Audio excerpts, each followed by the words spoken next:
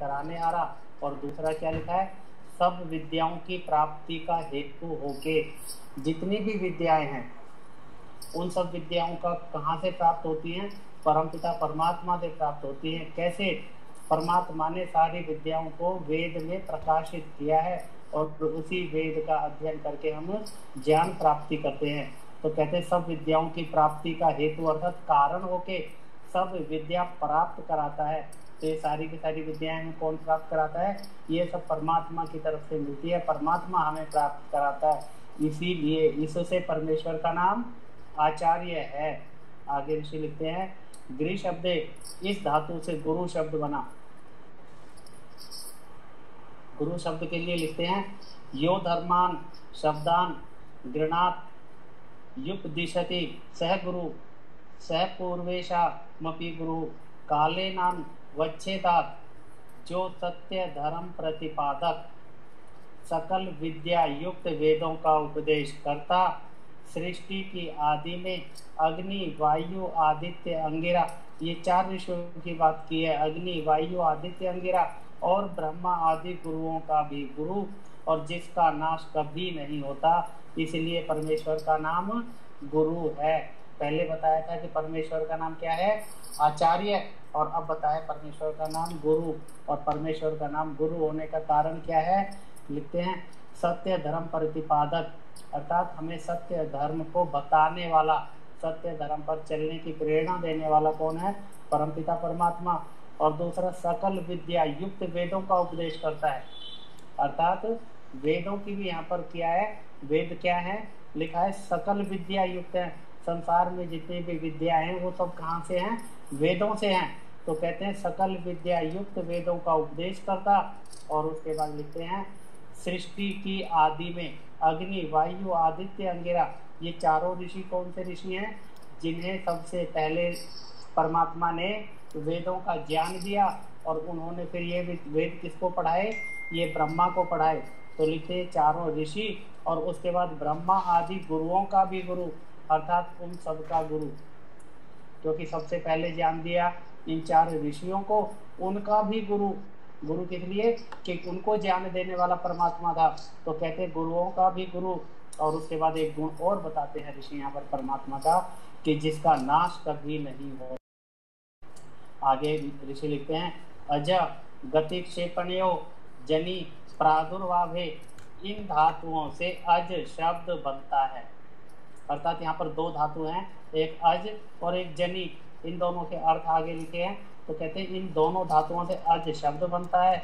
योजति सृष्टिम सृष्टिम प्रति सर्वान प्रकृत्यादि पदार्थान प्रक्षिपति जनयति च कदाचिना जायते स्वजा, जो सब प्रकृति के अवयव आकाश आदि भूत परमाणुओं को यथा योग्य मिलाता। अब यहाँ पर परमात्मा क्या करता है, परमात्मा का कार्य लिखा है, वो करता क्या है, जो सब प्रकृति के अवयव, जितने भी प्रकृति के अवयव हैं, परमाणु हैं, उनको, और वो कौन से, आकाश आदि भूत, अर्थात पृथ्वी जल अग्नि वायु आकाश, पांचों भूतों की बात कर रहे हैं, कि उन सबको, उनके परमाणुओं को यथा योग्य मिलाता है। अर्थात ऐसे ही नहीं मिलाता, नियम के अनुसार मिलाता है, जिस परमाणुओं को जहाँ जहाँ और जैसे मिलाना होता है, ताकि उससे सृष्टि की रचना हो जाए। तो इसलिए लिखा यथा योग्य मिलाता। और उसके बाद शरीर के साथ जीवों का संबंध करके जन्म देता। तो और दूसरा कार्य, पहला कार्य क्या हुआ, इस जड़ जगत की रचना, और दूसरा कार्य क्या हुआ, कि आत्मा का शरीरों के साथ संबंध कराना। ये संबंध क्या कहलाता है, ये संबंध कहलाता है जन्म का होना। तो कहते शरीर के साथ जीवों का संबंध करके जन्म देता। और फिर एक लिखा है, स्वयं कभी जन्म नहीं लेता, अर्थात परमात्मा कभी भी शरीर में नहीं आता, जन्म नहीं लेता। ये कहता है अजन्मा है, इससे उस ईश्वर का नाम अज है। तो अर्थात परमात्मा का नाम अज किस लिए है, कि वह पूरे संसार को बनाता है, अर्थात जड़ जगत को बनाता है, फिर उसके बाद इस चेतन जगत को बनाता है, अर्थात आत्माओं का शरीरों के साथ संयोग करके जन्म देता है। और उसके बाद फिर लिखा है कि इन सबको तो बनाता है, इनको सबको पैदा करता है और खुद पैदा नहीं होता, अर्थात उसका जन्म कभी नहीं होता, इसलिए उस ईश्वर का नाम अज है। आगे लिखते हैं व्रीह, व्रीहि, वृद्यो, इन धातुओं से, अर्थात ये तीनों धातु हैं, इन धातुओं से ब्रह्मा शब्द सिद्ध होता है। योखिलम जगन्य निर्माणी वर्हति वर्धयति स ब्रह्मा, जो संपूर्ण जगत को रच के बढ़ाता है। तो यहाँ पर दो चीज लिखी है। सबसे पहले जगत की रचना करता है, अर्थात जगत को बनाता है, और बनाने के बाद लिखा है बढ़ाता है, अर्थात उसका पालन करता है।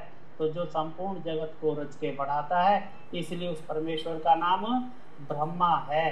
तो यहाँ पर ब्रह्मा शब्द की ऋषि ने व्याख्या की है। और परमात्मा का एक और नाम है जो क्या है, ब्रह्म है। ब्रह्म और ब्रह्मा दोनों के अलग अलग अर्थ है। आगे लिखते हैं सत्यम ज्ञानम अनंत ब्रह्मा, यह तैत्तिरीय उपनिषद का वचन है। इसका यहाँ पर लिखते हैं संतिति संतस्तेषु सत्सु साधु तत्सत्यम यज्ञानाति चराचरम जगत ज्ञानम न विद्यते अंतो अविद्या मर्यादा यस्य तदनंतरम सर्वेभ्यो ब्रह्मत्वात् ब्रह्मा। अब इसका अर्थ करते हैं, जो पदार्थ हो उनको सत कहते हैं। अर्थात पहली परिभाषा दी है, सत किसको कहते हैं, क्योंकि दो शब्द आते हैं, एक सत है और एक सत्य है, दोनों को ऋषि ने यहाँ समझाया है। तो सत किसको कहते हैं, अर्थात जो पदार्थ है जिसकी सत्ता है उसको सत कहते हैं। तो कहते हैं जो पदार्थ हो उसको सत कहते हैं। उनमें साधु होने से परमेश्वर का नाम सत्य है। देखो परमात्मा भी सत्य है, अर्थात परमात्मा की सत्ता है, कोई कल्पना नहीं है, परंतु कहते हैं परमात्मा का नाम सत्य है। आगे लिखते हैं कि उन सब में साधु होने से, साधु का अर्थ है उत्तम होने से, अर्थात जितने पदार्थ संसार के अंदर है उन सब में उत्तम से उत्तम पदार्थ क्या है, परमात्मा है। उनमें साधु होने से परमेश्वर का नाम सत्य है। तो सत्य अलग और सत्य अलग। सत्य किसी की भी सत्ता हो सकती है, किसी भी पदार्थ की सत्ता हो सकती है, परंतु जरूरी नहीं कि उसकी उत्तमता भी हो।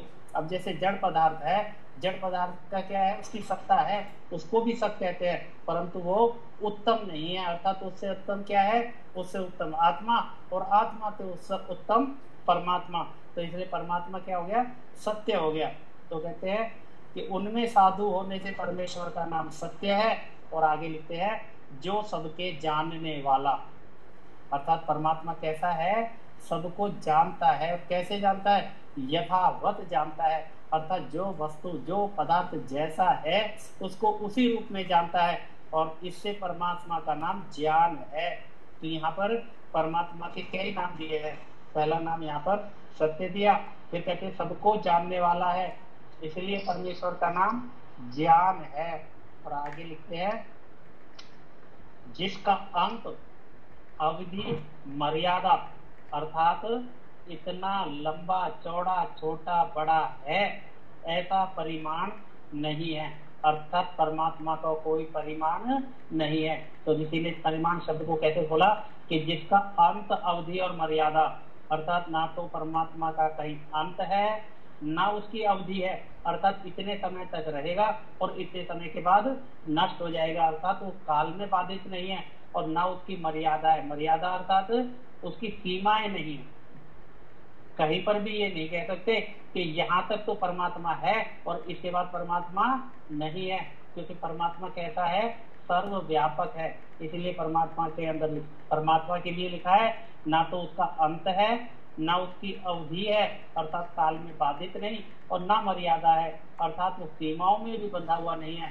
और इसी को ऋषि ने फिर सरल शब्दों में लिखा है कि इतना लंबा चौड़ा छोटा बड़ा, अर्थात कहीं पर भी उसकी ऐसा आकार नहीं है तो हम कह सके कि परमात्मा इससे छोटा है, इससे बड़ा है, इतना लंबा है, इतना ऊंचा है, अर्थात उसकी सीमाएं ना होने के कारण लिखते हैं ऐसा परिमाण नहीं। इसलिए परमेश्वर का नाम तो पहले क्या था, सत्य है। सत्य किस लिए है, सबसे उत्तम होने के कारण सत्य है। उसके बाद लिखा है ज्ञान, कहता है सबको जानने वाला है, इसलिए परमात्मा का नाम ज्ञान। और तीसरा लिखा है अनंत है, अर्थात उसकी सीमाएं नहीं है, इसलिए परमात्मा की तीन परिभाषाएं ऋषि ने यहाँ पर दी हैं, सत्य, ज्ञान और अनंत। परमात्मा के यहाँ पर ये 3 गौणिक नाम है। आगे लिखते हैं दो दाएं दाने आंग पूर्वक इस धातु से आदि शब्द और न्याय पूर्वक अनादि शब्द सिद्ध होता है। लिखते हैं यस्मात् पूर्वम नास्ति परम चास्ति च आदित्य आदिरित्य श्वेते न विद्यते आदि कारणम यस्य सोनादीश्वरः, जिसके पूर्व कुछ न हो। अर्थात परमात्मा से पहले कुछ ना हो और लिखते हैं और परे हो, उसको आदि कहते हैं। तो परिभाषा दी है पहले आदि की, कि आदि किसको कहते हैं, तो कहते हैं जिसके पूर्व कुछ ना हो, अर्थात पहले कुछ है नहीं और बाद में बन जाए। अर्थात पहले वो वस्तु विद्यमान नहीं है और फिर वो बन जाए, उसको कहते हैं आदि। अर्थात जिसकी कहीं ना कहीं पर शुरुआत होती हो, जो कहीं ना कहीं पर पहले नहीं था और अब हो जाए, उसको कहते हैं आदि। और फिर कहते हैं जिसका आदि कारण कोई भी नहीं।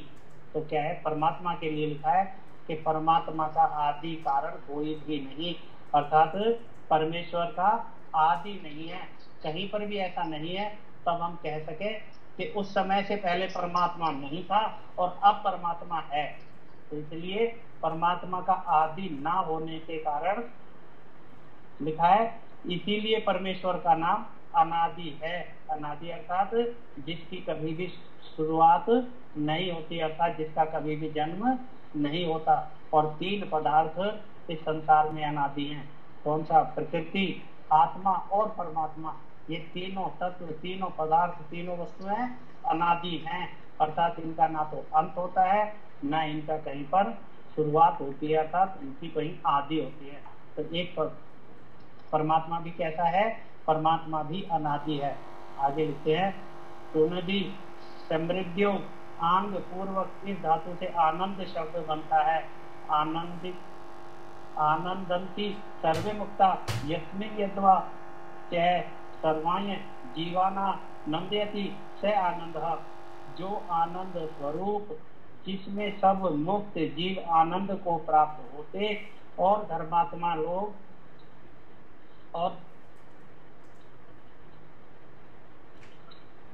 और सब धर्मात्मा जीवों को आनंद युक्त करता है, इसलिए ईश्वर का नाम आनंद है।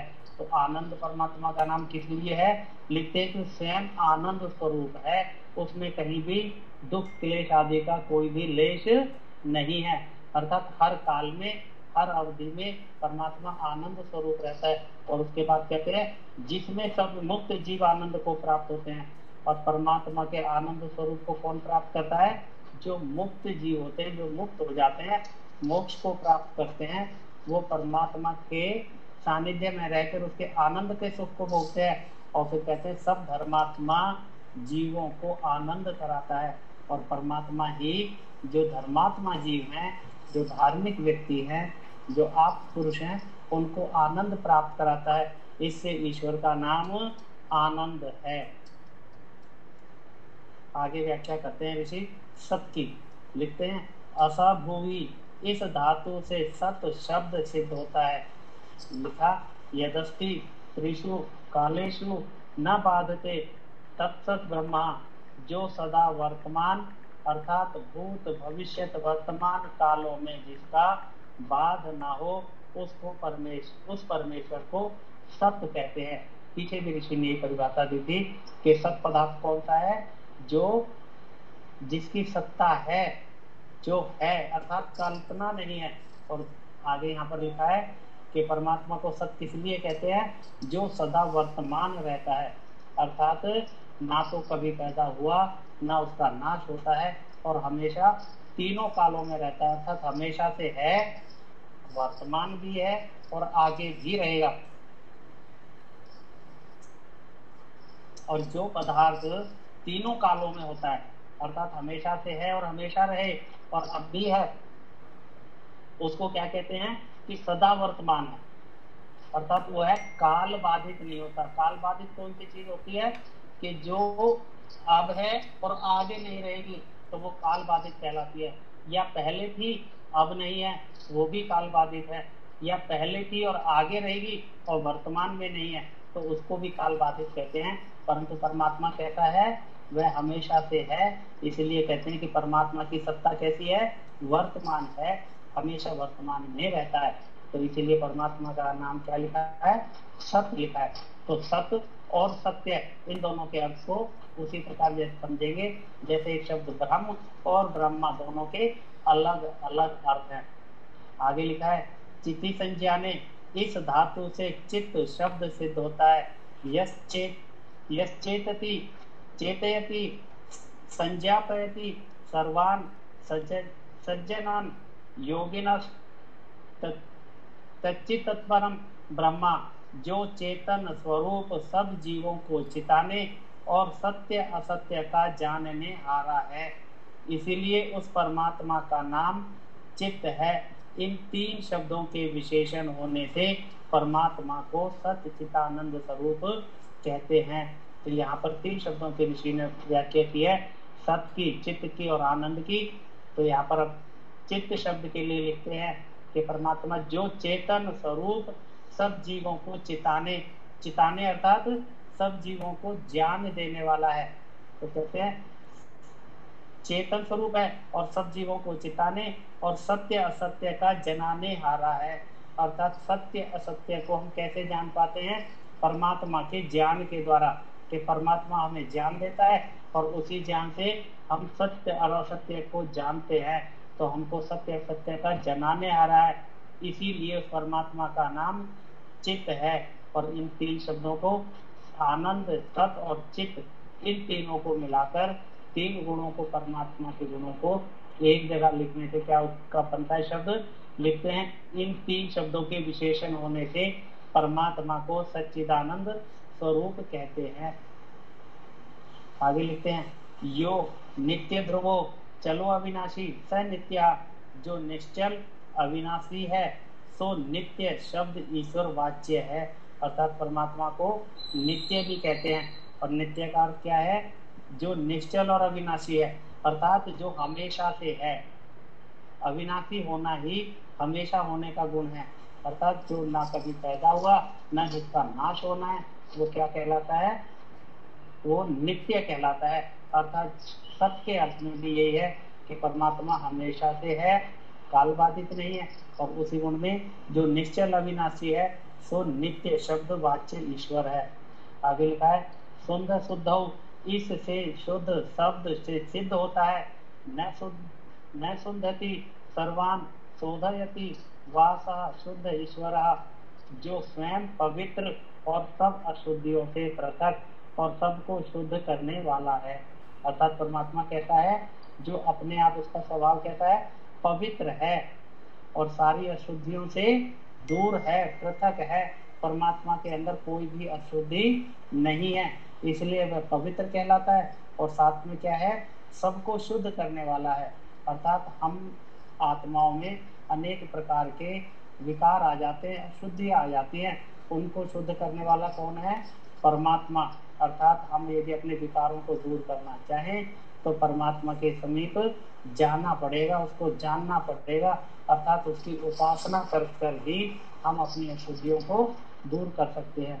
इसीलिए कहते हैं इस ईश्वर का नाम शुद्ध है।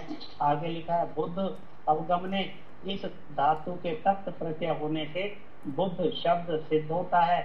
यो बुद्धवान सदैव जातास्ति स बुद्धो जगदीश्वरा, जो सदा सबको जानने हारा है, इससे इस ईश्वर का नाम बुद्ध है।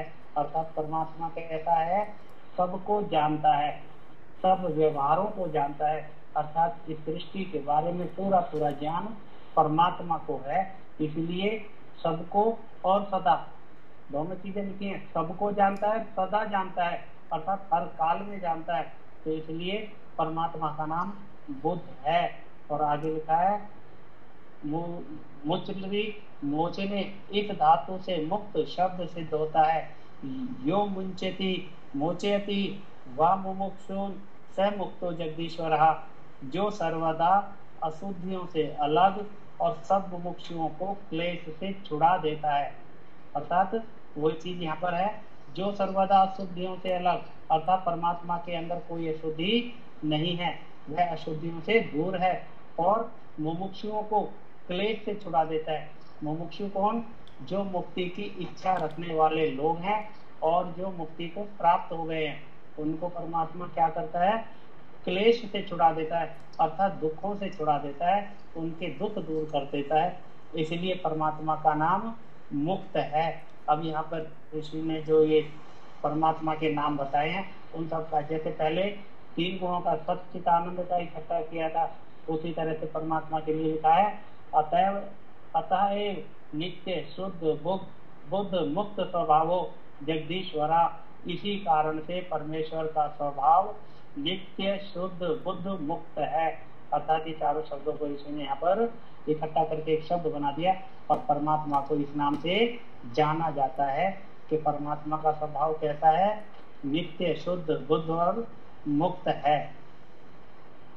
आगे लिखते हैं निरांग पूर्वक दुखियां करने, इस धातु से निराकार शब्द सिद्ध होता है। निर्गता आकारात् निराकारा, जिसका आकार कोई भी नहीं, ना कभी शरीर धारण करता है, इसलिए परमेश्वर का नाम निराकार है।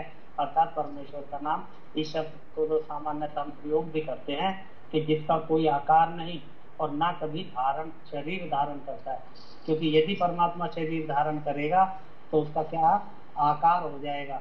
इसलिए ना तो वो शरीर धारण करता है और ना परमात्मा का कोई आकार है, इसीलिए परमात्मा को निराकार कहते हैं।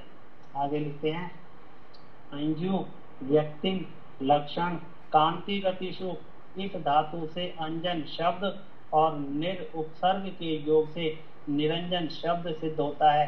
लिखा है अंजनम व्यक्तिर्मा लक्षणम को काम इंद्रिय प्राप्ति चेत्यस्माद्यो निर्गता पृथक भूतः स निरंजना।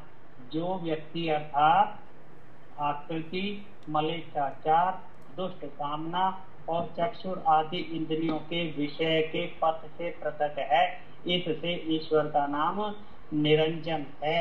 ये हम अलग निरंजन के शब्द सामान्यतः इस गलियों में जो साधु घूमते रहते हैं उनसे सुनते हैं। ये वही निरंजन शब्द है जिसको वो बोलते हैं, परंतु उनको निरंजन का अर्थ नहीं पता। निरंजन कहते किसे हैं? यहाँ ऋषि ने उसकी व्याख्या की है। कहते जो व्यक्ति अर्थात पुरुष किसके लिए आया? परमात्मा के लिए। पुरुष आत्मा के लिए भी आता है, परंतु यहाँ पर पुरुष शब्द किसके लिए है? परमात्मा के लिए। अर्थात जो व्यक्ति अर्थात आकृति, मलेच्छाचार, दुष्ट कामना, ये दोनों गुण परमात्मा में नहीं है। मलेच्छाचार अर्थात दुष्ट आचार, दुष्ट व्यवहार, और दूसरा दुष्ट कामना। परमात्मा कभी गलत कामना, दुष्ट कामना नहीं करता। और चक्षुर आदि इंद्रियों के विषयों के पथ से पृथक है। अर्थात इंद्रियां कौन सी? चक्षुर आदि हमारी 5 ज्ञान इंद्रियां। उन 5 ज्ञान इंद्रियों के विषय कौन से हैं? जिन को हमारी इंद्रियां ग्रहण करती हैं।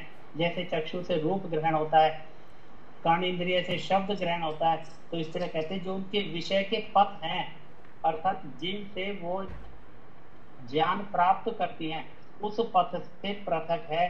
सीधा सीधा क्या आएगा कि परमात्मा कैसा है कि हमारी इंद्रियों से ग्रहण करने योग्य नहीं है, अर्थात उनसे परमात्मा को ग्रहण नहीं किया जा सकता, प्रत्यक्ष नहीं किया जा सकता। परमात्मा क्योंकि हमारी इंद्रियों का विषय नहीं है, हमारी इंद्रियां केवल अपने विषय को ग्रहण करती हैं, तो और वो विषयों से बाहर है। इसलिए लिखा है चक्षुर आदि इंद्रियों के विषयों के पथ से पृथक है, इससे ईश्वर का नाम निरंजन है। तो यहाँ निरंजन की परिभाषा देखें कितनी सरल रूप में ऋषि ने की है। आगे लिखते हैं गण संख्या ने, गण शब्द से जो होता है इसका बहुत ज्यादा प्रयोग होता है। लिखते हैं इस धातु से गण शब्द सिद्ध होता है, इसके आगे ईश व पति शब्द रखने से गणेश और गणपति शब्द सिद्ध होते हैं। ये लगभग गणेश पूरे भारत में पूजा जाता है और इसकी आकृति आप सब लोगों को पता है गणेश कौन है।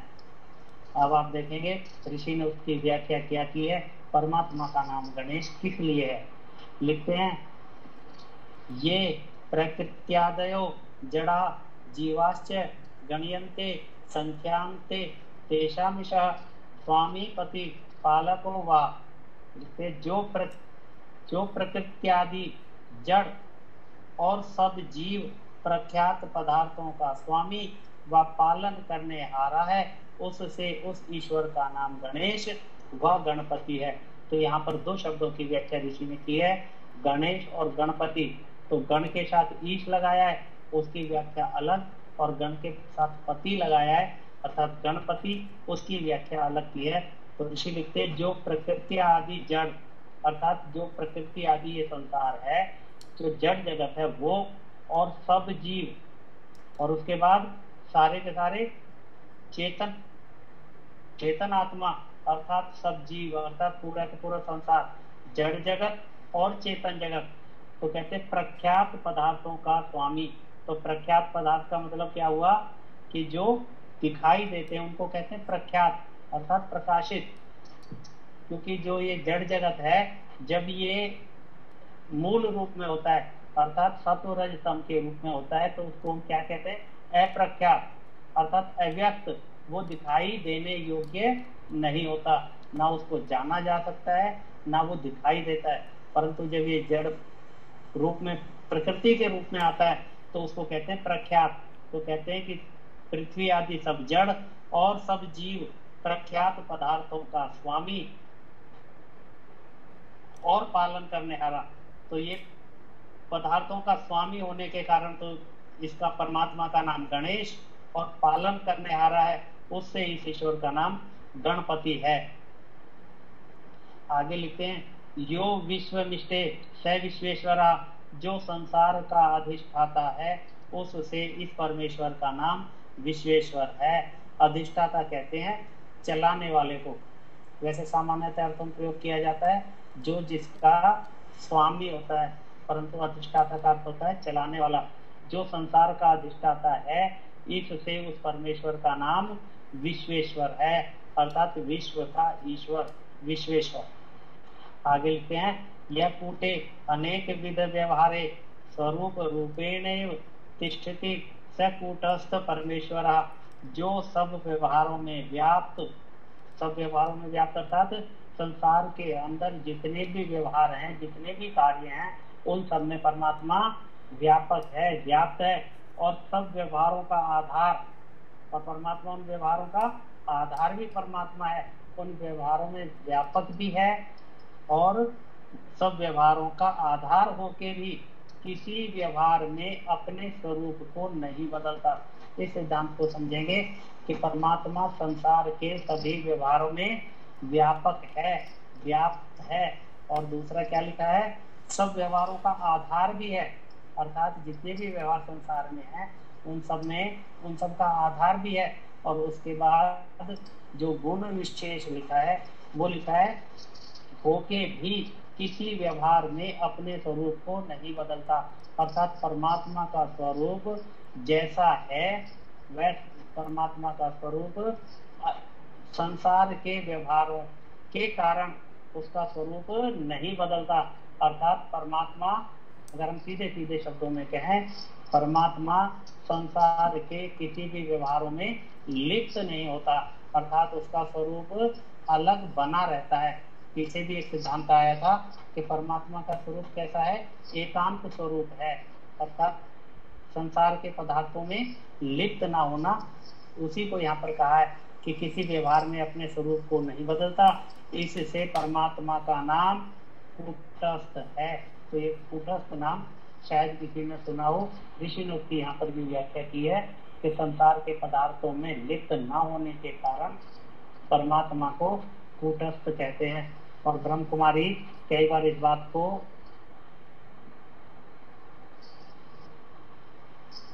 इस बात पर आक्षेप करते हैं कि हम परमात्मा को कैसा मानते हैं, सर्वव्यापक मानते हैं, कण कण में मानते हैं। तो वो कहते हैं कि परमात्मा अगर कण कण में है तो जितनी भी गंदी वस्तुएं हैं, दुर्गंध युक्त वस्तुएं हैं, परमात्मा उनमें भी है। तो वहां पर कई बार जिनको इन सिद्धांतों का नहीं पता वो थोड़ा सा चुप हो जाता है, क्योंकि ये ब्रह्म कुमारी क्या मानते हैं कि परमात्मा एक स्थान पर रहता है, और जिस स्थान पर रहता है बड़ा उत्तम स्थान है, जैसे राजाओं के महल होते हैं ऐसे स्थान पर वो रहता है। तो वो कहते हैं कि आपका परमात्मा तो हर जगह का मतलब गंदी जगह में भी रहता है। तो वहां पर इसका उत्तर ये है कि परमात्मा का एक गुण क्या है, कूटस्थ है, अर्थात वह संसार के व्यवहारों में व्यापक होते हुए भी लिप्त नहीं होता, उसकी सत्ता अलग से हमेशा बनी रहती है। आगे लिखते हैं, जितने देव शब्द के अर्थ लिखे हैं, अर्थात पीछे देव शब्द के अर्थ आए थे, काफी लंबी चर्चा ऋषि ने देव शब्द से की थी। तो लिखते हैं उतने ही देवी शब्द के भी हैं, क्योंकि देवी को भी हम पूछते हैं। तो परमात्मा कहते हैं देव और देवी एक ही बात है। जितने गुण परमात्मा के देव में है वही गुण देवी के हैं। परमेश्वर के तीनों लिंगों में नाम है, अर्थात परमात्मा का कोई भी विशेष लिंग नहीं है। अर्थात हम कहें कि परमात्मा स्त्रीलिंग है, पुल्लिंग है या नपुंसकलिंग है, तो परमात्मा का कोई भी लिंग नहीं है, अर्थात इस तरह का कोई भी परमात्मा का नहीं है। तो कहते हैं कि जैसे ब्रह्म चीतिरीश्वराश्चेति, जब ईश्वर का विशेषण होगा तब देव, और जब चीति का होगा तब देवी, इससे ईश्वर का नाम देवी है। अर्थात परमात्मा के दोनों लिंगों में नाम है, जहाँ पुल्लिंग में है तो वहाँ देव, और जहाँ स्त्रीलिंग में है वहाँ देवी। और ये जो चित्ती लिखा है इसका पीछे अर्थ ऋषि ने किया था कि परमात्मा का नाम चित्त है, तो इसीलिए यहाँ पर एक ये वाक्य दिया है कि परमात्मा का तीनों लिंगों में नाम होता है, अर्थात देव भी और देवी भी। आगे ऋषि लिखते हैं, उसके बाद विराम करेंगे। शक्लरी शक्तौ, इस धातु से शक्ति शब्द बनता है। यह सर्वम जगत कृतम शक्नोति स शक्ति, जो सब जगत के बनाने में समर्थ है। अर्थात परमात्मा का सामर्थ्य कहता है कि सब जगत को बनाने वाला है। और कैसे बनाता है, पीछे आया था कि सहज स्वभाव से बनाता है और अपने सामर्थ्य से बनाता है, अर्थात किसी का सहाय नहीं लेता। इसलिए लिखा है जो सब जगत के बनाने में समर्थ है, इसीलिए उस परमेश्वर का नाम शक्ति है। हम शक्ति के रूप में भी देवियों की पूजा करते हैं, तो वो सब क्या है, वो काल्पनिक है, परंतु परमात्मा का नाम शक्ति भी है। और शक्ति किस कारण से है कि परमात्मा पूर्ण जगत को बनाने का सामर्थ्य रखता है, बिना किसी के सहयोग के रखता है, तो इसलिए परमात्मा का नाम शक्ति है। आज के पाठ का यहीं पर विराम करते हैं, बाकी कल रखेंगे। मंत्र पाठ के बाद आप लोगों का कोई संशय हो या कोई प्रश्न हो तो आप उसके साथ रख सकते हैं। मंत्र पाठ करेंगे। ओम विश्वानि देव सवितरुरितानि परासुव, यद्भद्रं तन्नमासुव। ओम शांति शांति शांति। ओम। सभी को नमस्ते जी, सभी का बहुत बहुत धन्यवाद।